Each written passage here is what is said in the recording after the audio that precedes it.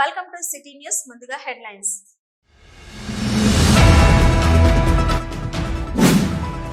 రియాజ్ అహ్మద్ తనపై చేసిన ఆరోపణలు నిరూపితం చేయడానికి రావాలంటూ బస్టాండ్ కాలనీ రోడ్డుపై సవాల్కు కూర్చున్న ఏఐటీయూసీ నాయకులు మడ్డి ఎల్లగౌడ్.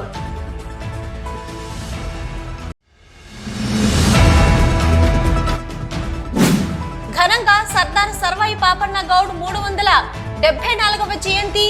ఖనిలో సర్దార్ సర్వాయి పాపన్న గౌడ్ విగ్రహం ఏర్పాటు చేయాలి.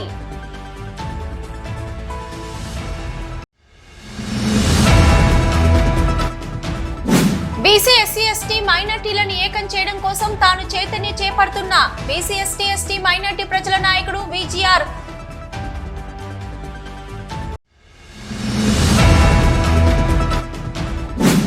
ఏఐటీసీ పార్టీ దళితుల నాయకత్వం వహిస్తూ వచ్చిన పార్టీ.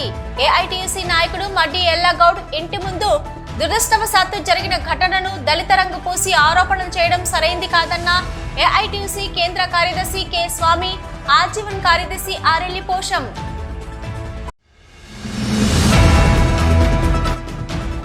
బహుజన రాజ్య స్థాపకుడు, బహుజన విప్లవ వీరుడు సర్దార్ సర్వాయి పాపన్న మహారాజ్ గౌడ్ 374వ జయంతి ఉత్సవాలను గోదావరిఖని పట్టణంలో ఘనంగా నిర్వహించిన గౌడకుల సంఘం నాయకులు.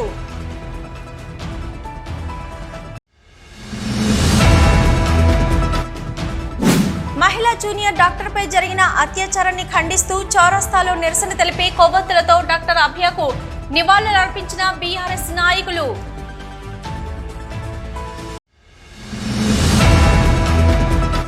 రియాజ్ అహ్మద్ తనపై చేసిన ఆరోపణలు నిరూపితం చేయడానికి రావాలంటూ బస్టాండ్ కాలనీ రోడ్డుపై ఆదివారం ఏఐటీయూసీ నాయకులు మడ్డి ఎల్లగౌడ్ సవాల్కు కూర్చున్నాడు.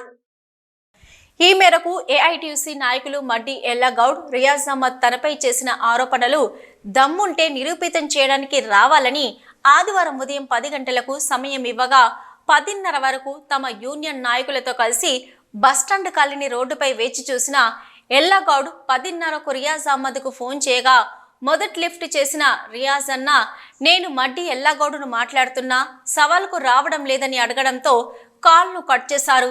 మళ్లీ ప్రయత్నించగా లిఫ్ట్ చేయకుండా కట్ చేశారు. ఈ సందర్భంగా ఎల్లగౌడ్ మాట్లాడుతూ, రియాజ్ అన్న ఇలాంటి చేతకని ఆరోపణలు ఇకపై చేయొద్దని, దమ్మున్న మొగడివైతే తన సవాల్ను స్వీకరించి తాను చేసిన అవినీతి ఏమిటో నిరూపించాలని డిమాండ్ చేశారు. తాను 2 క్వార్టర్లను ఆక్రమించానని, అవినీతి చేశానని, స్వప్న విషయంలో నిజాలు తెలుసుకోకుండా నోరుంది కదా అని ఇష్టం వచ్చినట్లు మాట్లాడడం పద్ధతి కాదని హితవు పలికారు. ఒక కుటుంబ విషయాన్ని పట్టుకొని అందులో నిజాలు తెలుసుకోకుండా మాట్లాడడం సరైంది కాదన్నారు. తనపై కక్షుంటే తీర్చుకోండి కానీ కుటుంబాలను బజార్ కీర్చడం ఏమిటని ప్రశ్నించారు. తనపై చేసిన ఆరోపణలను నిరూపితం చేయాలని, రియాజ్ సవాల్ను స్వీకరించడానికి తాను సిద్ధమని, ఎక్కడికి రమ్మన్నా రావడానికి సిద్ధమని అన్నారు. తన సవాల్ను స్వీకరించడానికి రియాజ్ వచ్చేంత వరకు వదిలే ప్రసక్తే లేదన్నారు.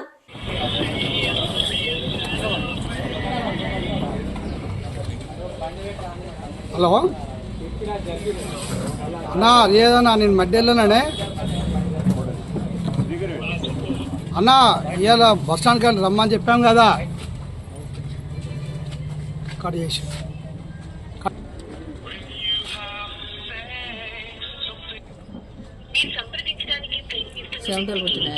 ఫోన్ కట్ చేస్తుండు.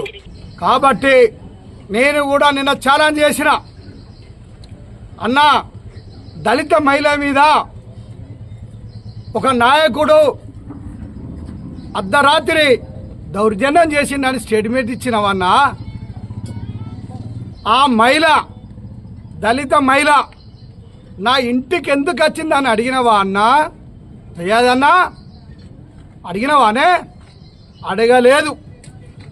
దేవేందర్ అనే నా అబ్బాయి, నాకు సంబంధించిన అబ్బాయి, మా ఇంట్లో అబ్బాయి, నేను తను ఆ సమయంలో అక్కడికి ఎందుకు వేయండు అని అడిగినవానే?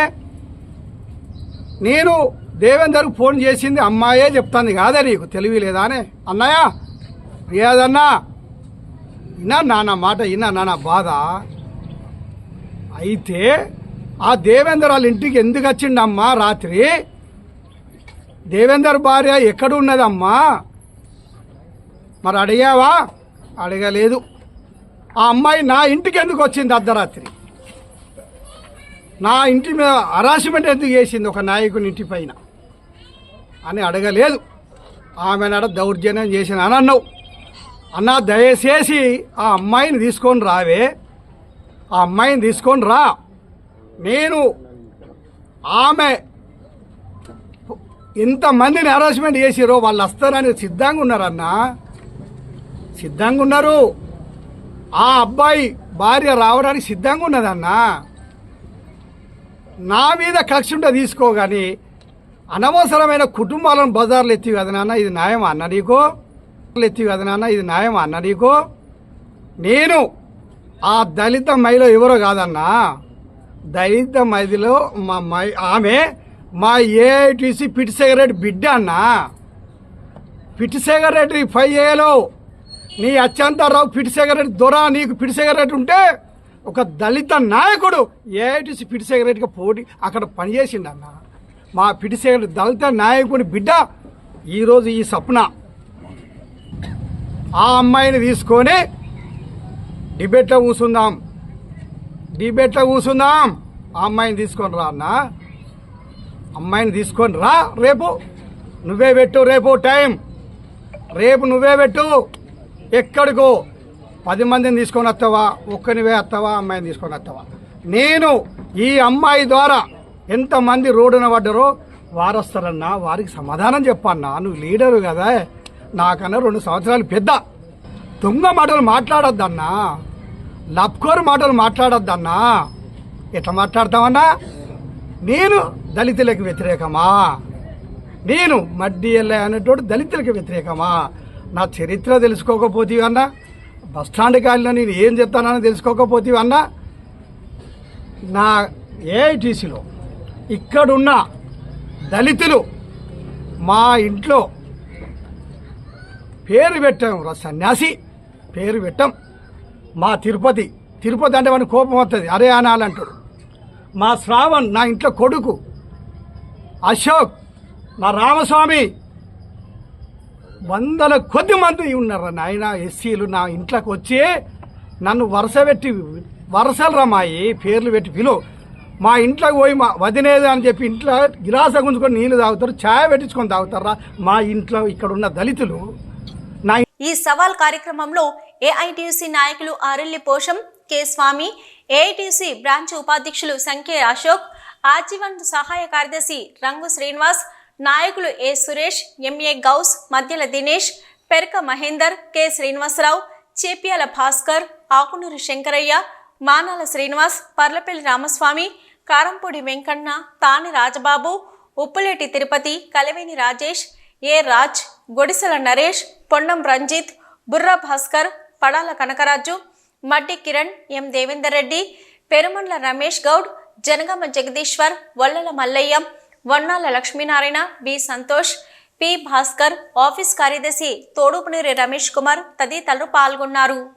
బహుజన రాజ్య స్థాపన కోసం గౌడ కులంలో పుట్టిన సర్వాయి పాపన్న అందరినీ ఏకం చేసుకుంటూ ఆనాటి మొఘలై పాలన కోటలను కూలదోస్తూ సామ్రాజ్యాన్ని నిర్మించిన నాయకుడు సర్దారు సర్వాయి పాపన్న మహారాజు గౌడ్ అని గౌడ సంఘం నాయకులు కోట రవిగౌడ్, మేరుగు హనుమంతు గౌడ్ కొనియాడారు.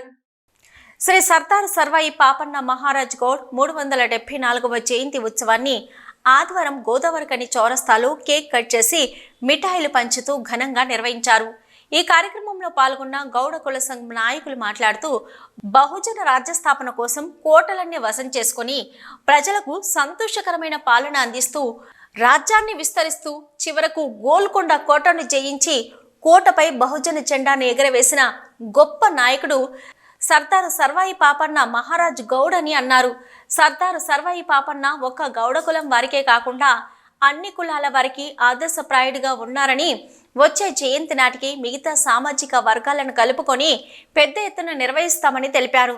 అందరము ఐక్యతగా ఉండి గోదావరికని పట్టణంలో సర్దారు సర్వాయి పాపన్న మహారాజ్ గౌడ విగ్రహాన్ని ఏర్పాటు చేసేలా ఉద్యమిద్దామని తెలిపారు.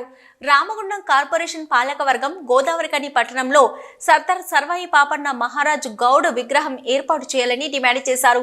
అలాగే సర్దార్ సర్వాయి పాపన్న గౌడ్ ఆశయాలను కొనసాగించడం గౌడజనుల హక్కుగా భావించాలని, జయంతి ఉత్సవాలను 18వ తారీఖు నుంచి 25వ తారీఖు వరకు జరపాలని, గౌడుల ఐక్యత కృషి చేయాలని కోరారు. చిన్న చిన్నగా సంస్థానాలను కొల్లగొడుతూ మెల్లిమెల్లిగా కోటలను నిర్మిస్తూ పెద్ద ఎత్తున ఆయుధాలతో సహా సైన్యాన్ని 5,000 దాదాపుగా 5,000 వరకు 5,000 మంది సైన్యాన్ని సమీకరించుకొని చివరికి గోల్కొండ కిల్లా పైనే దాడి చేసి కిల్లా పైన జెండా ఎగరవేసిన మొట్టమొదటి బహుజన విప్లవ వీరుడు, బహుజన రాజ్య స్థాపకుడు సర్దార్ సర్వాయి పాపన్న గౌడ్. అటువంటి సర్దార్ సర్వాయి పాపన్న గౌడ్ గారి యొక్క ఆశయాలను ముందుకు తీసుకెళ్ళడానికి, రాజ్యంలో వాటా సాధించుకోవడానికి, వృత్తిపరంగా మనం ఎదుర్కొంటున్నటువంటి సమస్యలను పరిష్కరించుకోవడానికి మనందరం కూడా సంఘటితం కావాల్సినటువంటి అవసరం ఉన్నది. దానిలో భాగంగానే ఈరోజు ప్రతి సంవత్సరం లాగానే ఎటువంటి బ్యానర్ లేకుండా, ఎటువంటి సంఘం పేరు లేకుండా కేవలం గౌడ సంఘం పేరు మీద మాత్రమే కార్యక్రమాలు నిర్వహిస్తా ఉన్నాం. దయచేసి సందర్భాన్ని పురస్కరించుకొని గోదావరికని గౌడ సంఘాల అందరి పక్షాన ప్రతి సంవత్సరం మాదిగానే ఈ రోజు కూడా వారికి నివాళులర్పించి వారిని స్మరించుకునే కార్యక్రమాన్ని పాల్గొంటున్న ప్రతి ఒక్కరికి పేరు పేరున నా హృదయపూర్వక నమస్కారాలు తెలియజేస్తా ఉన్నా. మొట్టమొదటిసారిగా మన గౌడులు అంటేనే ఐక్యతకు మారు పేరు. అదే స్ఫూర్తితోని మనం కూడా ముందుకు వెళ్ళాలని, ప్లస్ సర్దార్ సర్వాయి పాపన్న కూడా అలాగే మొట్టమొదటి యోధుడు ఆయన. వారిని స్మరించుకునే విధంగా మనందరము మన ఆచరణ, మన కార్యక్రమాలు ఉండే విధంగా ఇలాంటి కార్యక్రమాలు మనందరం ప్రజల్లోకి తీసుకెళ్తూ మనందరం కూడా ఐక్యంగా ఉండే విధంగా కంకణబద్ధులమై ఉండాలని ప్రతి ఒక్కరికి వినమ్రపూర్వకంగా తెలియజేస్తూ ఈ కార్యక్రమంలో రాష్ట్ర నాయకులు మేరు హనుమంతు గౌడ్, కోట రవి గౌడ్, బెందె నాగభూషణం గౌడ్, కార్పొరేటర్ పొన్నం విద్యాలక్ష్మణ్ గౌడ్, బాలసాని స్వామి గౌడ్, మండల రమేష్ గౌడ్, గుండాల శ్రీధర్ గౌడ్, నీడ రమేష్ గౌడ్, రంగు రాజయ్య గౌడ్, వంగ శ్రీనివాస్ గౌడ్, కమలాకర్ గౌడ్, నిమ్మల గణేష్ గౌడ్, మాచూడి రాజు గౌడ్, తోడేటి శంకర్ గౌడ్, గౌడ సంఘం నాయకులు, కార్యకర్తలు పాల్గొన్నారు. తమ ఓటు తాము చేసుకోవడంలో బీసీ, ఎస్సీ, ఎస్టీ, మైనార్టీ ప్రజలు చైతన్యం చూపెట్టలేకపోతున్నారని బీసీ, ఎస్సీ, ఎస్టీ, మైనార్టీ ప్రజల నాయకుడు విజిఆర్ నాలోని ఆవేదన వ్యక్తం చేశారు. సామాజిక రాజకీయ సమన్వయం అంశంపై స్నేహ సాహితీ గ్రంథాలయంలో ఏర్పాటు చేసిన సభలో ఆయన ప్రధాన వక్తగా హాజరై మాట్లాడుతూ, మొదట పూర్తిగా బ్రాహ్మణ ఆధిపత్యంలో ఉన్న రాజకీయాల్లో భాగస్వామ్యం కోసం మద్రాస్ ప్రెసిడెన్సీలో జస్టిస్ పార్టీ ఏర్పాటు చేసుకున్న నేటి రెడ్డి, కొల్లమ, కమ్మ తదితర నాన్ బ్రాహ్మణ్స్ రిజర్వేషన్ సాధించుకొని అధికారం చేజిక్కించుకున్న చరిత్ర ఉందని అన్నారు. రాజ్యాధికారంలో వాటా కోసం అడగడానికి బీసీఏ 100 ఏళ్లు పట్టిందని అన్నారు. అయినా ఇంకా ఓటు వేసుకునే చైతన్యంలో మాత్రం వెనుకబడ్డారని ఆవేదన వ్యక్తం చేశారు. నేటి రెడ్డి, వెలమ, కమ్మ బ్రాహ్మణుల ఆధిపత్యంలో ఉన్న అధికారం 50% పైగా బీసీ జనం పొందాల్సిన అవసరం ఉందని అన్నారు. అందుకు బీసీ జనం మరో పోరాటానికి సిద్ధం కావాలని పిలుపునిచ్చారు. 70 ఏళ్లుగా బీసీలకు ద్రోహం చేసిన కాంగ్రెస్ పార్టీ నేటికి తాము అధికారంలోకి వస్తే కుల గణన చేస్తామని చెప్తుంది కానీ రాజ్యాధికారంలో వాటా ఇస్తామని అనడం లేదని విమర్శించారు. బీసీ, ఎస్సీ, ఎస్టీ, మైనార్టీలను ఏకం చేయడం, చైతన్యం చేయడం కోసం తాను యాత్రా కార్యక్రమం చేపట్టనున్నట్లు తెలిపారు. అన్ని వర్గాలకు, అన్ని కులాలకు సమానమైనటువంటి వాటా లభిస్తుంది, అందరికీ మరి రాజ్యాధికారంలో భాగస్వామ్యం లభిస్తుంది అని అందరూ భావించడం జరిగింది. కానీ ఎప్పుడైతే తెలంగాణ రాష్ట్రం ఆవిర్భావం జరిగిందో మరి దానికి భిన్నంగా ఇక్కడ ఫలితాలు రావడం జరిగింది. ముఖ్యంగా కేసీఆర్ నాయకత్వంలో ఉన్నటువంటి బీఆర్ఎస్ అధికారంలోకి వచ్చిన తర్వాత అంతకుముందు అసలు కాంగ్రెస్ పార్టీ నాయకత్వంలోనే అసలు ఏకపక్షంగా 1-2 అగ్రకులాలు, అగ్రవర్గాలే పరిపాలిస్తున్నాయి, బడుగు బలహీన వర్గాలను రాజకీయ బానిసలుగా చేశాయి అనే ఒక విమర్శ కాంగ్రెస్ పార్టీ పైన ఉండేది. కనీసం ఇప్పుడు తెలంగాణ రాష్ట్రం ఏర్పడ్డ తర్వాతనైనా కొన్ని వినూతనమైనటువంటి మార్పులు వస్తాయని భావిస్తే ఇంకా తెలంగాణ రాష్ట్రం ఏర్పడ్డ తర్వాత బీఆర్ఎస్ కుటుంబ పరిపాలనగా మార్చివేసినటువంటి పరిస్థితి ఉంది.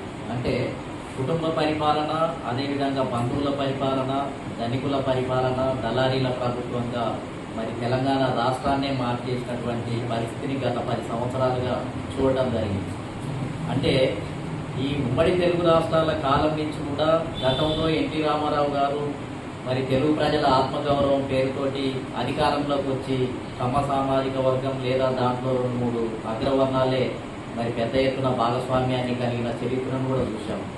ఇంకా తెలుగుదేశం పార్టీ రాకముందైతే తెలంగాణ సాయుధ పోరాటంతో కమ్యూనిస్టు పార్టీలు భూమి కోసం, భుక్తి కోసం, వెట్టి చాకిరికి వ్యతిరేకంగా మరి పెద్ద ఎత్తున పోరాటాలు నిర్వహించినటువంటి చరిత్రను కూడా మనం చూసాం.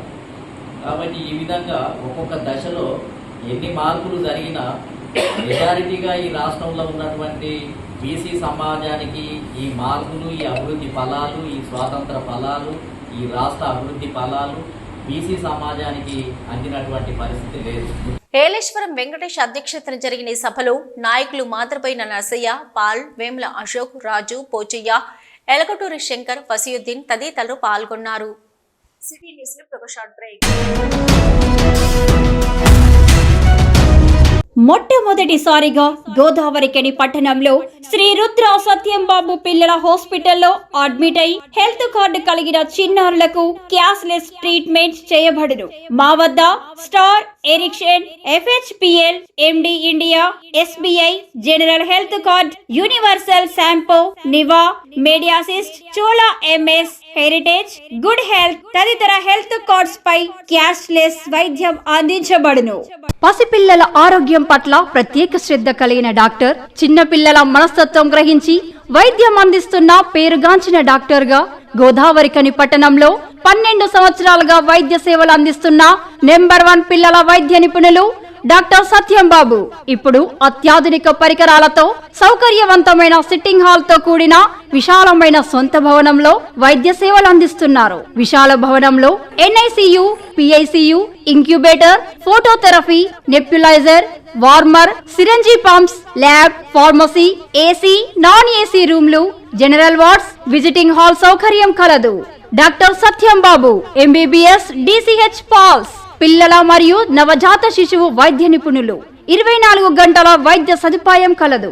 శ్రీ రుద్ర సత్యం బాబు పిల్లల మరియు డెంటల్ హాస్పిటల్, సూర్య హాస్పిటల్ ప్రక్క గల్లీలో, ఓల్డ్ మున్సిపల్ ఆఫీస్ రోడ్, మసీదు ప్రక్కన, లక్ష్మీనగర్, గోదావరికని. 7600004430, 8142789678.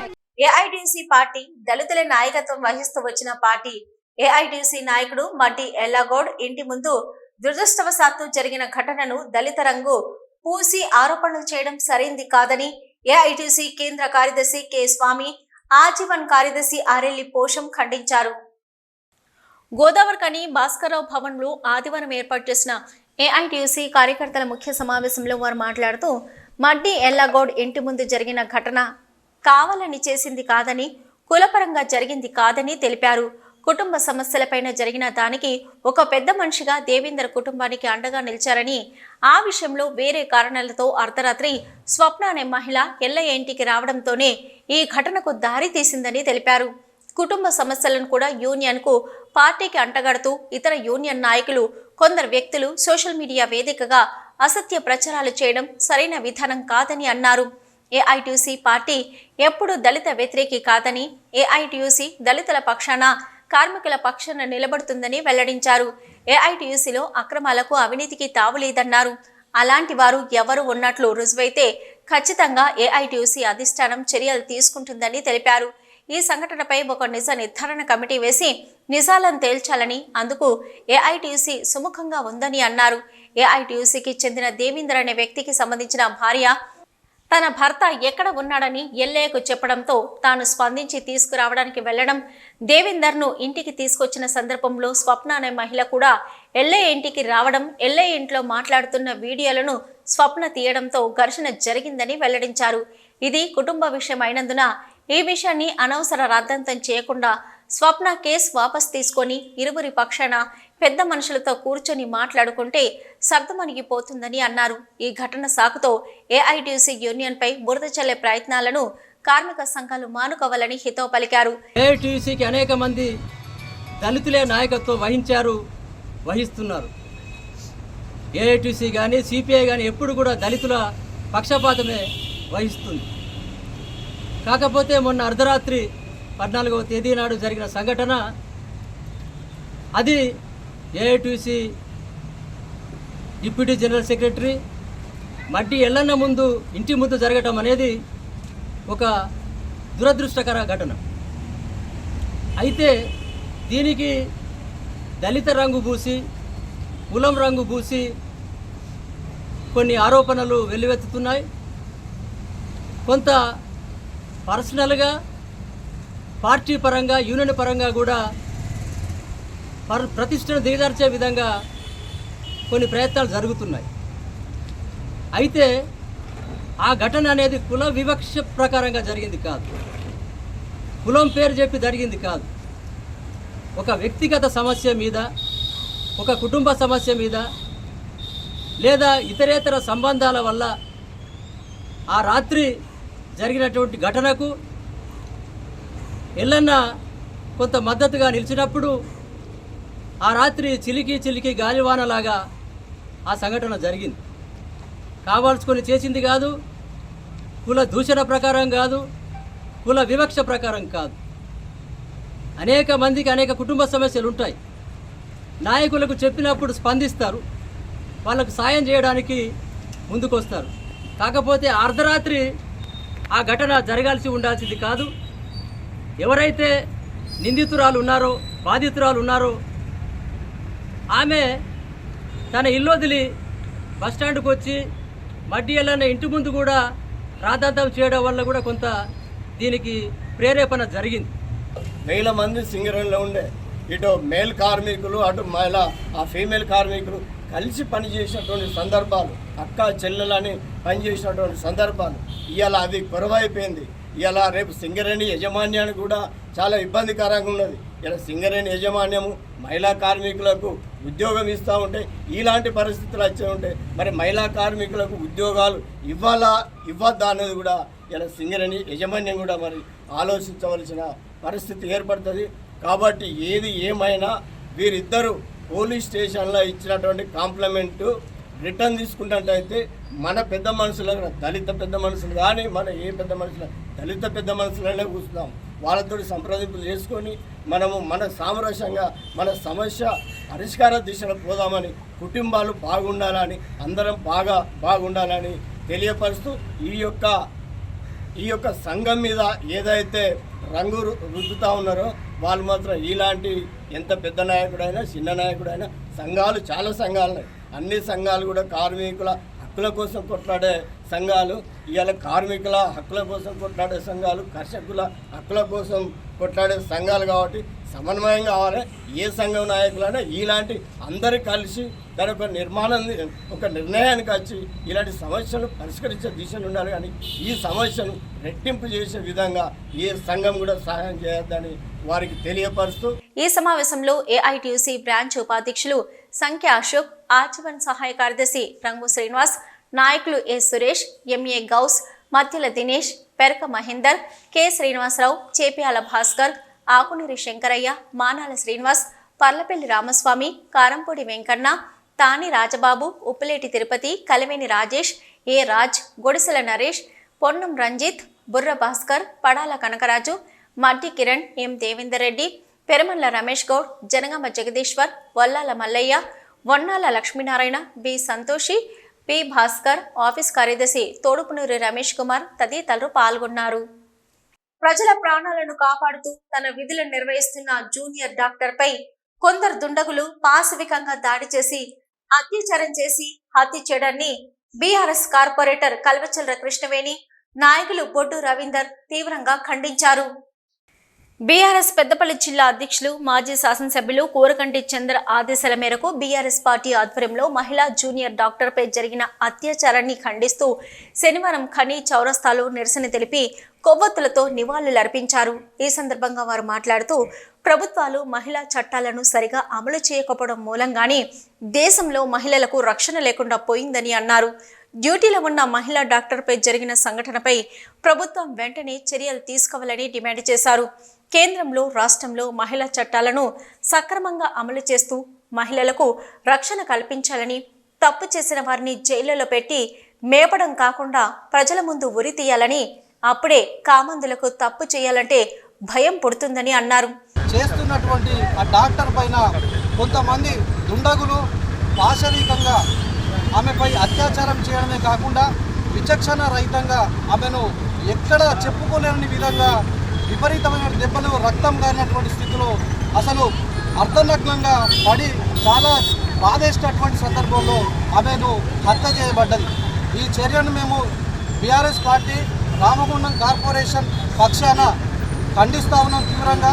ఇక్కడ దేశంలో స్వాతంత్రం వచ్చిన దగ్గర నుంచి 78 సంవత్సరాలు పూర్తి చేసుకున్న తర్వాత కూడా ఇంకా కూడా మహిళలపై ఇటువంటి అఘాత్యాలు కేంద్ర ప్రభుత్వం దేశవ్యాప్తంగా కావచ్చు, రాష్ట్రంలో కూడా జరుగుతూ ఉన్నాయి. కానీ ఈ అమానవీయ ఘటన ఈరోజు మన కలకత్తాలో చూడడం జరుగుతూ ఉంది. దీన్ని తప్పకుండా కాలయాపన చేయకుండా దీనిలో ఎంత పెద్ద కఠినమైనటువంటి చట్టాలు ఉన్నప్పటికీ కూడా వాళ్ళ మీద మాత్రం కఠినంగా శిక్షలు పడతలేవని చెప్పి ఒక పక్కన కఠిన శిక్షలు కనుక విధించినట్టయితే మరొకరు కూడా ఇటువంటి సంఘటనలు పాల్పడడానికి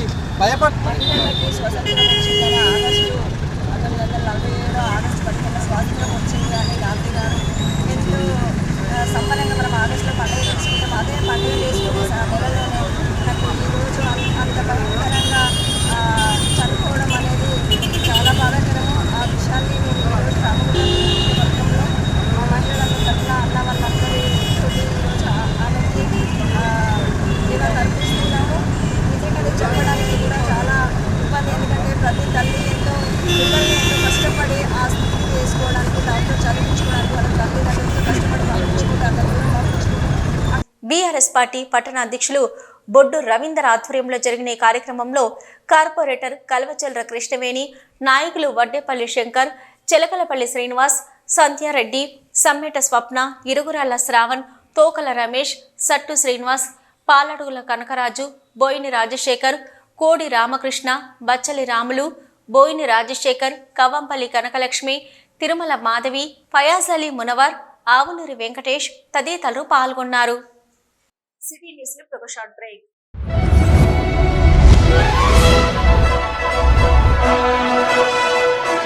పెద్దపల్లి జిల్లా గోదావరికని పారిశ్రామిక ప్రాంతంలో మొట్టమొదటిసారిగా అధునాతన టెక్నాలజీతో ఎంఆర్ఐ స్కాన్ సేవలు అందుబాటులో. First MRI in coal belt area. Krishna MRI scan centre 24 గంటలు emergency service. Krishna MRI scan centre, Lakshminagar, Godavarikhani. మా వద్ద MRI brain, whole spine, whole abdomen, MRCP, urogram, renal angiogram, ఇవే కాకుండా బాడీకి సంబంధించిన అన్ని రకాల ఎంఆర్ఐ స్కాన్స్ మా వద్ద చేయబడును. Contact 888646 777 99085552928. Krishna neuro super speciality hospital, Lakshminagar, Godavarikhani. మొట్టమొదటిసారి న్యూరో ఫిజిషియన్ వైద్య సేవలు ఇప్పుడు మన గోదావరికన్లోని డాక్టర్ ఎండిడిఎం న్యూరో ఫిజిషియన్, మెదడు, వెన్నుముక మరియు నరాల వ్యాధుల ప్రత్యేక వైద్య నిపుణులు. Doctor Uma Dheeti MBBS, fellowship in non invasive cardiology, clinical cardiologist, గుండె వైద్య నిపుణురాలు. Krishna neuro super speciality hospital, Lakshminagar, Godavarikhani.